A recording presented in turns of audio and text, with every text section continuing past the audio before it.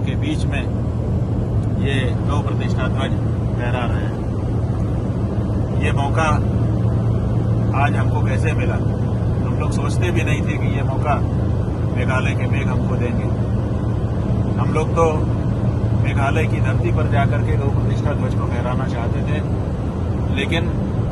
वहां पर कुछ लोग विरोध के लिए आ गए कि नहीं, आप यहां नहीं आ सकते और आकर के गौ प्रतिष्ठा ध्वज को नहीं फहरा सकते। हालांकि ये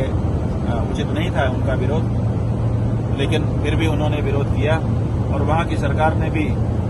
हमारे नागरिक अधिकारों का, जो भारत के नागरिक होने के कारण हमारे नागरिक अधिकार है,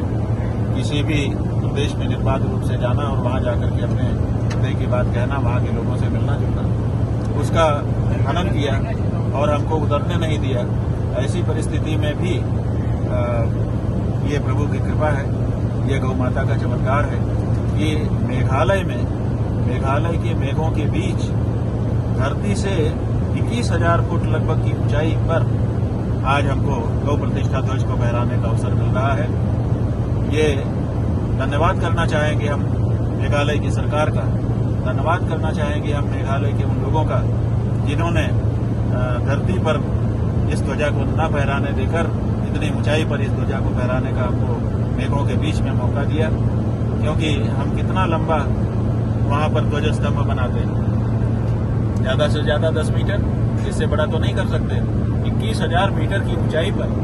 मेघों के बीच में ये गौ प्रतिष्ठा ध्वज मेघालय में फहराया जा रहा है, तो इसका सारा श्रेय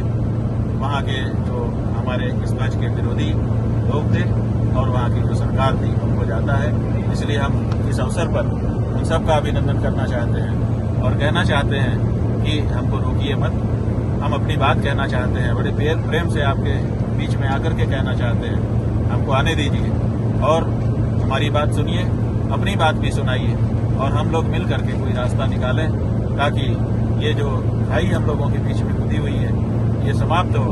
और हमारा और आपका हृदय एक बने, नेक बने और हम सब मिल करके अपने देश और अपने प्रदेश और अपने समाज की उन्नति कर सकें। मेघालय की जय हो, गौ माता की जय हो